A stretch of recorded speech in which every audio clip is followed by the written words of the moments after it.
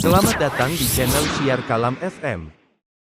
Bismillahirrahmanirrahim. Assalamualaikum warahmatullahi wabarakatuh.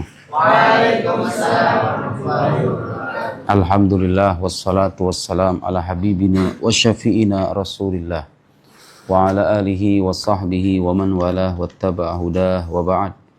Allahumma akhrijna min dhulumatil wahm wa akrimna binuril fahm waftah alaina bima'rifatil ilm wa sahil akhlaqana bil hilm waj'alna mimma yastami'una al-qawla fayattabi'una ahsanah. Subhanaka la ilma lana illa ma 'allamtana innaka antal alimul hakim. Wala hawla wala quwwata illa billahil aliyyil azim. Allahumma 'allimna ma yanfa'una wa zidna ilma wa ba'd. Terakhir kita sampai pada pembahasan tentang pernikahan Nabi Sallallahu Alaihi Wasallam dengan Sayyidah Khadijah yang diawali dengan perjalanan Nabi Muhammad Sallallahu Alaihi Wasallam ke negeri Syam untuk membawa dagangannya. Pulang dari sana, Maisarah pembantunya mengabarkan kemuliaan akhlak Nabi, kejujurannya, kejadian-kejadian ajaib yang menimpanya dan seterusnya. Sayyidah Khadijah jatuh hati, mengutuslah orang namanya siapa? Masih ingat? Nafisa binti Munayyah untuk menanyakan Nabi Muhammad sallallahu alaihi wasallam apakah bersedia menikah atau tidak. Tidak secara langsung. Sekali lagi itu pelajaran supaya perempuan menjaga kehormatan dengan tidak, meskipun sebetulnya nggak haram. Kalau perempuan menyatakan rasa suka kepada laki-laki itu nggak haram. Cuma perempuan pada umumnya punya rasa malu. Kebayang nggak kalau kamu jatuh hati sama laki-laki, laki-lakinya nggak suka. Terus kamu udah terlanjur ngomong, apa yang terjadi coba? Sakit. Bukan cuma sakit, bisa-bisa kalau perempuan itu trauma. Nggak mau dekat lagi sama laki-laki. Kalau dia benar-benar jatuh cinta sama laki-laki, dia memberanikan diri untuk bicara, laki-lakinya menolaknya mentah-mentah lagi. Aduh. Sakit hati, nggak enak kan? Jadi dianjurkan kalau bisa melalui orang ketiga. Kemudian terjadilah pernikahan itu. Nabi Muhammad usianya berapa? 25 tahun. Nah sekarang kita akan membacakan pemaparan beliau, Syekh Umar Abdul Jabbar, bagian ke-8. Belum saya artiin kan yang bagian ke-8, benar nggak? Pais? Udah belum? Belum. Zawajuhu bi Sayyidah Khadijah radhiyallahu anha. Apa artinya Khadijah? Banyak orang nggak tahu artinya Khadijah. Khadijah itu artinya sempurna. Jadi begini, Khadijah itu artinya sosok yang kalau seandainya disandingkan dengan yang lain itu akan terlihat kurang dan dia sempurna. Ya, ada khidaj, ada Khadijah. Khidaj itu artinya sesuatu yang kurang. Tapi Khadijah itu adalah sosok yang kalau disandingkan dengan yang lain, maka yang lain itu akan terlihat kurang dan dia yang terlihat sempurna. Jadi Sayyidah Khadijah dari sisi namanya saja menunjukkan kemuliaan. Bahwa beliau adalah perempuan yang sempurna. Beda ya antara Khidaj dengan Khadijah. Khadijah artinya perempuan yang sempurna. Pak Pais, kamu majuan Pais. Majuan. Ba'da rujuihi, setelah kembalinya. Kembalinya siapa ini?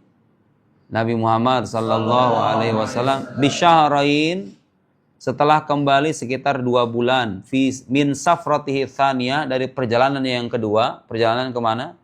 Ke kota Syam. Tazawwaja bi Sayyidah Khadijah. Beliau menikah, tazawwaja artinya menikah, bi Sayyidah Khadijah, dengan ibunda Khadijah, Sayyidah Khadijah, wa hiyallati khatabathu, dan beliaulah yang melamarnya. Siapa yang melamar ini? Sayyidah Khadijah. Tapi tidak secara langsung ya, melainkan melalui orang ketiga. Dan pada akhirnya Nabi Muhammad juga mau, Sayyidah Khadijah mau, terjadilah pernikahan itu. Wa kana umruha, dan usianya siapa? Sayyidah Khadijah. Sayyidah Khadijah itu ibu kamu, ibu saya, ibu kita semuanya. Gelarnya apa? Ummul Mukminin. Semua istri Nabi itu ummahatul mukminin, ibundanya orang beriman. Jadi itu ibu kita. Ibu kita yang nanti akan menunggu kita. Kalau kita ditanya masuk surga, gak ada ibu yang gak rindu sama anak, bener gak? Beneran? Gak ada ibu yang gak rindu sama anak loh. Jadi istri-istri Nabi itu disebut sebagai ibunda kaum beriman, sebetulnya itu bisa memberikan harapan buat kita. Kalau kita betul ke surga nanti, di alam akhirat nanti, mereka itu merundikan kita sebagai anak-anaknya, ya kan? Namanya ibu pasti rindu sama anak. Masuk alam akhirat, kita dikumpul di padang mahsyar, kita berkumpul dengan Nabi Muhammad sallallahu alaihi wasallam. Pastinya di samping beliau ada siapa? Ada istri-istrinya, ya kan? Istri-istrinya ini siapanya kita? Ibundanya orang beriman. Gak ada ibu yang gak rindu sama anak. Kalau kita wafat dengan keimanan tentunya. Dengan syarat itu. Wafat dengan keimanan. Subhanallah, kamu bertemu dengan satu persatu. Sayyidah Khadijah. Kemudian Saudah binti Zam'ah. Sayyidah Aisyah. Hafsah. Khuzainah binti Khuzaimah. Ummu Salamah. Zainab binti Jahash. Sofiyah. Maimunah. Juwairiyah. Ketemu tuh nanti satu persatu salaman. Cium tangan kita. Ibunda yang tercinta Khadijah. Ya Allah Karim. Pasti itu, pasti nanti akan bertemu kalau wafat dengan keimanan. Jadi hidup di dunia ini sebentar nok sebetulnya. Kalau dipikir-pikir. Kamu sekarang berapa tahun? 15? 16? 17? Paling tua berapa? Nah, kamu berapa tahun? Kamu? 18 tahun. Secara statistik kalau usia manusia 60 tahun meninggal, berapa tahun lagi kamu hidup di dunia berarti? Kalau 60 tahun. Kalau 60 tahun. Saya 30 tahun. 30 jalan ke 31. Menurut statistik, usia saya paling 30 tahun lagi. Kalau 60 tahun. Kalau sampai 60 tahun. Kalau dikasih bonus sedikit 70 tahun, ya paling segitu. Dan gak kerasa. Sementara di alam akhirat ini kita akan abadi. Jadi bodohlah orang kalau seandainya dia terus-menerus mengejar dunia, melupakan akhirat. Yang sebentar dan udah pasti musnah, dia kejar habis-habisan. Yang udah jelas-jelas abadi dia tinggalkan. Itu orang pintar apa orang bodoh itu? Ya. Cukuplah yang penting bisa ibadah dengan tenang. Makan minum terpenuhi. Tempat tinggal udah ada. Kendaraan ada. Udah, mau nyari apa lagi di dunia itu? Nyari popularitas. Jadi orang terkenal. Kalau Allah nggak menghendaki nggak akan terjadi. Terus orang-orang yang populer itu, kamu ingat nama-nama artis yang dulu sempat heboh bertahun-tahun yang lalu, ketika orang yang udah nggak ada, apa yang terjadi coba? Nggak ada lagi media yang beritakan dia. Udah selesai. Dia dulu dikenal sama jutaan orang Indonesia, ketika udah mati, ya udah selesai. Subhanallah, yang menjadikan nama orang abadi itu diantaranya apa coba? Yang menjadikan jasanya dikenang terus-menerus sama umat manusia itu apa coba? Yang paling berharga. Bukan popularitas, tapi apa? Ilmu. Lihat ini. Kamu pernah ketemu sama Syekh Umar Abdul Jabbar? Pernah ketemu sama Syekh Nawawi Al-Bantani? Pernah ketemu sama Imam Ghazali? Nggak ada. Abad keberapa itu? Abad kelima hidupnya Imam Ghazali. Sampai sekarang orang masih nyebut nama Imam Ghazali. Beliau abadi dengan apanya? Dengan ilmunya. Jadi dia terkenal karena ilmunya. Orang yang terkenal karena ilmunya manfaat, itu biasanya begitu. Sekarang berapa jumlah juta muslim di dunia ini yang menyebut kata Imam Ghazali rahimahullah, semoga Allah merahmatinya. Makanya kalau bisa, kalau otak kamu agak encer dikit, jangan tergoda dengan duit. Carilah ilmu sebanyak mungkin supaya kita minimal ilmu itu bisa memperpanjang usia kita. Jasad kita udah nggak ada, warisan keilmuan kita dinikmati sama orang banyak di luar sana. Pesan saya ya. Tentu kita nggak menafikan mulianya pekerjaan-pekerjaan lain. Tapi kalau bisa, carilah ilmu. Ilmu itulah yang dengan keimanan tentunya. Ilmu kalau tidak dibungkus dengan keimanan, apa yang terjadi? Muncul koruptor. Ya nggak? Koruptor itu orang-orang pintar. Mereka imannya tipis, makanya serakah. Begitulah orang ketika punya ilmu tapi nggak punya keimanan. Lanjut ke kisah Sayyidah Khadijah radhiyallahu anha. Wa kana umruha arba'ina sana. Berapa arba'in? 40 tahun, nok. Perempuan usia 40 tahun dinikahi sama Nabi Muhammad sallallahu alaihi wasallam. Beliau usianya berapa? Wa umruhu sallallahu alaihi wasallam 25 sana, 25. Berapa bedanya itu? 15? Itu bukti paling nyata bahwa Nabi Muhammad itu enggak menikah karena dorongan syahwat. Sekali lagi, ketika beliau dikatakan punya banyak istri itu setelah kapan? Setelah Sayyidah Khadijah wafat. Itu pun bukan karena dorongan syahwat. Yang beliau nikah itu janda-janda demi kepentingan dakwah Islam, atau terkadang beliau ingin mempererat hubungan keimanannya dengan seseorang, nanti sehingga dengan demikian dakwah Islam semakin mudah tersebar dan seterusnya, bukan kepentingan pribadi. Jadi kalau ada bilang Muhammad gila perempuan, nah ini jawabannya. Kalau benar beliau itu gila perempuan, nauzubillah, niscaya yang pertama kali dinikahi itu adalah seorang perawan.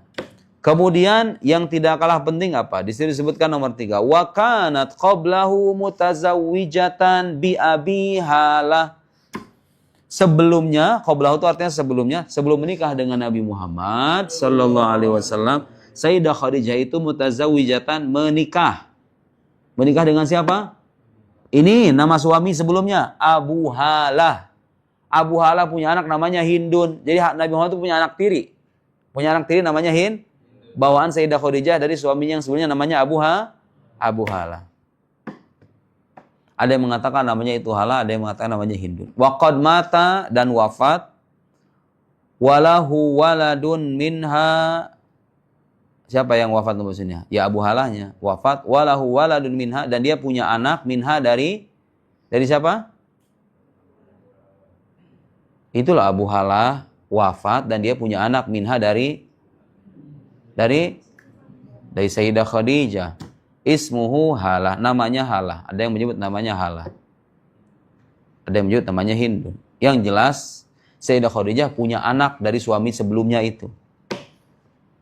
Dan itu juga menunjukkan bahwa kemuliaan tidak ditentukan oleh perawan ataupun janda. Saya ulangi. Menentukan istri itu tidak cukup hanya dengan melihat ini perawan, cantik, anak, keturunan terhormat, orang tuanya berkecukupan. Bukan. Lihat Nabi Muhammad memilih calon istri yang seperti apa? Yang akhlaknya mulia, yang setia, terlepas apakah perawan ataupun janda. Perawan-perawan kalau rese-rese nggak usah jadiin bini. Kalau janda, ada janda soleh. Kau milih mana, Okta? Kalau saya dua pilihan. Perawan yang tidak berakhlak atau janda yang berperangai baik. Berat dia mau jawab. Saya takut ditakdirkan berjodoh sama janda. Okta, milih mana kamu? Lo sekarang rata-rata orang segede kamu pengennya perawan-perawan, kan? Tapi ketika udah menikah nanti kamu akan sadar. Ketika udah menikah itu yang membuat orang bertahan hidup bersama tuh apa coba? Bukan lagi soal muka, bukan lagi soal dia perawan atau bukan, soal akhlak dia enak apa enggak didengar, dilihat gitu maksudnya. Akhlak pasangan kita itu enak dilihat apa enggak? Kamu perawan secantik apapun, Masya Allah sebelum kawin itu rating perempuan kita itu di mata kita 9,999 kurang 1% doang. Begitu sempurnanya. Udah menikah sebulan masih 9, sekian. 3 bulan nurun dikit 9,5. 4 bulan, 5 bulan, setengah tahun nurun 9,1. 2 tahun, 3 tahun, 4 tahun, 5 tahun turun derajat 7,5. 10 tahun 6,5. Terus menerus begitu. Karena suatu saat nanti kamu akan hidup dengan orang yang tiap hari ketemu sama kamu. Yang dulu dipandang cantik jelita itu pada akhirnya apa? Biasa-biasa aja. Karena itu orang kalau menikah gara-gara urusan muka, ketertarikan wajah doang, pasti cintanya gak akan bertahan lama. Harus ada sesuatu yang lain yang membuat kamu itu dekat dengan perempuan itu selain muka. Apa? Kenyamanan akhlaknya, keluhuran akhlaknya, orangnya enak diajak ngobrol, kita cocok dengan dia, dia cocok dengan kita. Itu laki-laki tampan kalau ngomong kayak binatang, kira-kira nggak ada kebahagiaan yang bisa didapat.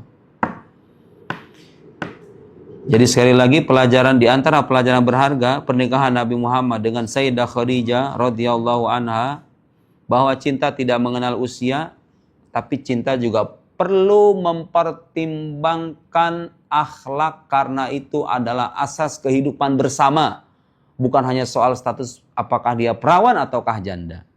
Sayyidah Khadijah janda tapi menjadi perempuan yang mulia, bersuami atau berjodoh dengan suami yang merupakan sebaik-baiknya makhluk ciptaan Allah Subhanahu wa taala. Seorang janda mendapatkan kemuliaan tinggi di sisi Allah. Wa qad aqamat ma'ar Rasul 25. Aqamat hidup, Sayyidah Khadijah hidup bersama Rasul sallallahu alaihi wasallam 25. Berapa itu, Bayu? 25 tahun. Bahasa Inggrisnya apa 25 tahun? 25. Walam yatazawwaj. Nah, ini yang menarik. Inilah bukti kesetiaan Nabi sallallahu alaihi wasallam. Walam yatazawwaj, dan tidak menikahi ghairaha, selainnya. Selama 25 tahun menikah dengan Sayyidah Khadijah, Nabi Muhammad tidak menikahi perempuan lain hatta tufiat, sampai kemudian beliau wafat. Pelajaran berharganya apa? Berarti sunnah Nabi itu bukan punya banyak bini. Sunnah Nabi yang ori itu, yang pertama kali beliau teladankan adalah apa? Puas dengan satu istri. Buktinya apa kalau ditanya bukti? Nabi Muhammad menikah dengan Sayyidah Khadijah, tidak pernah menikahi perempuan lain selama berapa tahun, Sofi? 25 tahun. Itu tanda kesetiaan atau tanda laki gila perempuan? Jelas. Menikah dengan perempuan usia 40 tahun, 15 tahun lebih tua dari beliau, kemudian setia sampai 25 tahun. Itu tanda paling nyata bahwa sunnah Nabi itu adalah puas dengan satu istri. Setia dengan satu istri. Jadi kalau ada yang bilang poligami sunnah Nabi, ya punya satu bini juga sunnah Nabi. Terus dibilang begini, poligami yang dibilang sunnah Nabi itu apa dulu? Poligami yang dorongannya syahwat? Bukan. Poligami yang dorongannya adalah empati, rasa kasihan terhadap orang lain. Yang dinikahinya janda, demi kepentingan dakwah Islam lagi. Ada orang poligami kayak gitu sekarang? Ada, mungkin jarang banget. Saya sih belum pernah ngelihat ya orang poligami niatannya kayak gitu, Okta. Istri keduanya seorang janda. Istri pertama usia 40 tahun, istri keduanya 45 tahun. Pernah ngejumpai nggak? Biasanya kalau bini pertama 40 tahun, istri keduanya berapa tahun? 25 tahun, 30 tahun. Ya nggak, Bayu? Lebih segar dong yang dicari, ya nggak? Sebagai bukti apa? Itu dorongan syahwat. Sekiranya tidak membuat kita adil, apa yang dianjurkan sama agama Islam? Cukup dengan satu istri. Jadi poligami dibilang sunnah Nabi itu nggak benar sepenuhnya itu ungkapan. Harus dikoreksi ya. Karena faktanya banyak menunjukkan banyak keluarga hancur, berantakan gara-gara bapaknya nikah lagi. Anaknya jadi nggak sayang sama bapaknya. Pas bapaknya mati, anaknya bersengketa, berantem sana sini, sengketa masalah warisan, istri pertama minta begini, istri kedua minta begini. Apa yang terjadi? Itu sunnah Nabi kayak begitu, bikin kehancuran rumah tangga? Bukan. Nabi itu qani bima razaqahullah, merasa puas dengan karunia Allah. Dikasih satu istri, masih bisa menjadi istri yang baik, gak cacat secara fisik, masih bisa melayani suami, masih bisa melahirkan anak, masih bisa jadi ibu rumah tangga. Udah maksimal tuh. Kamu nyari bini lagi. Itu namanya gak tahu diri. Bukan sunnah Nabi itu kayak gitu. Namanya gak tahu diri kayak gitu. Kecuali dalam keadaan misalnya istrinya cacat, lumpuh. Nauzubillah ya, lumpuh. Gak bisa lagi melayani suami. Mau cerai tanggung. Anaknya udah banyak. Istrinya juga mengizinkan. Suami kalau nggak menikah lagi bisa berzina. Zina itu halal atau haram? Haram. Jadi poligami itu kayak pintu darurat, no. Kalau udah terpaksa bener-bener, kalau nggak poligami bisa berzina, istrinya udah nggak bisa melayani lagi. Udah lumpuh kah misalnya, atau ada halangan lain kah misalnya, suaminya poligami. Nah baru kayak begitu, nggak apa-apa. Udah gitu suaminya kaya raya. Jangan punya gaji 2 juta sebulan, punya bini 2. Dibilang sunnah Nabi katanya. Salah. Cukup dengan satu istri. Keteladanannya ada pada kehidupan Nabi Muhammad sallallahu alaihi wasallam. Dan kamu tahu, ketika Sayyidah Khadijah wafat, Nabi Muhammad itu senantiasa mengingat. Ini kamu bisa bayangin. Istri beliau seorang janda 40 tahun, 15 tahun lebih tua dari beliau, ketika udah wafat pun masih dikenang dan masih disebut-sebut namanya.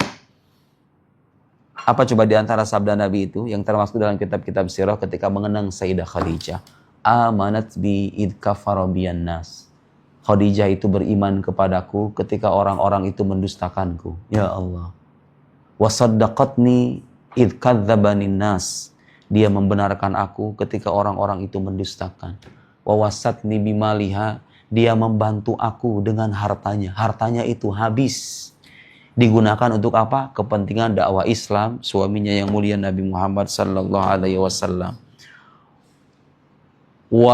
Di sini ada wasatni bimaliha id haramanin nas, ketika orang-orang mengucilkanku dia membantuku dengan hartanya. Wa razaqani minhal waladun ghairiha, dan Allah mengaruniai aku anak darinya dan tidak mengaruniai aku anak dari selainnya. Istri-istri Nabi yang itu nggak memberi Nabi anak, tapi Sayyidah Khadijah meskipun usianya lebih tua dari beliau mengaruniai beliau anak. Berapa jumlahnya?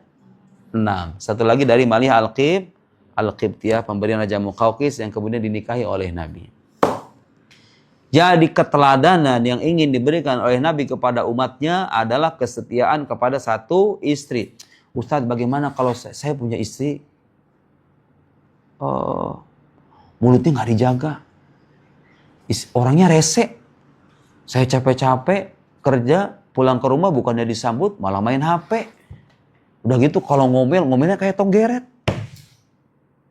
Kira-kira boleh nggak kalau misalnya saya cerai aja? Nggak, jangan.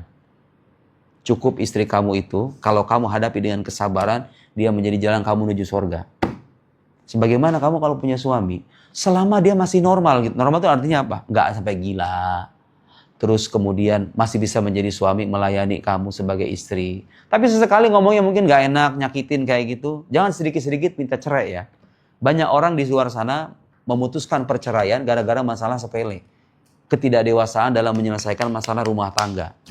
Mentang-mentang suaminya udah nggak nyaman lagi atau istrinya nggak nyaman lagi, udah kita selesai aja. Loh, emang kalau selesai nanti kamu dapat yang lebih baik dari itu? Ada jaminan nggak? Ada jaminan nggak? Kalau selesai sama pasangan yang ini nih, ada jaminan nggak nanti suami atau istri aku tuh lebih baik? Ada jaminan nggak? Nggak ada. Bisa aja dia lebih buruk. Terus bagaimana? Seharusnya kita bersikap bagaimana? Kalau kamu nanti diuji oleh suami yang kurang ajar. Kalau kamu diuji oleh istri yang kurang ajar, bagaimana caranya? Nih, saya punya buku, pernah saya ceritain sama kamu, As-Sabr ala Zawjat. Jadi banyak wali-wali Allah, orang-orang pilihan Allah tuh diuji dengan istri yang kurang ajar itu. Yang akhlaknya buruk. Seorang wali, tapi punya istri akhlaknya buruk. Terjadi tuh. Kisah-kisahnya di sini. Bahkan di sini disebutkan Imam Sya'rani itu ulama besar asal Mesir. Dia mengisahkan konon katanya para wali-wali Allah itu kalau melihat ada perempuan akhlaknya buruk. Kalau kita kan nggak mau ya ngawinin perempuan akhlaknya buruk ya kan? Ada tipe-tipe wali yang kalau melihat perempuan akhlaknya buruk itu sengaja dinikahin.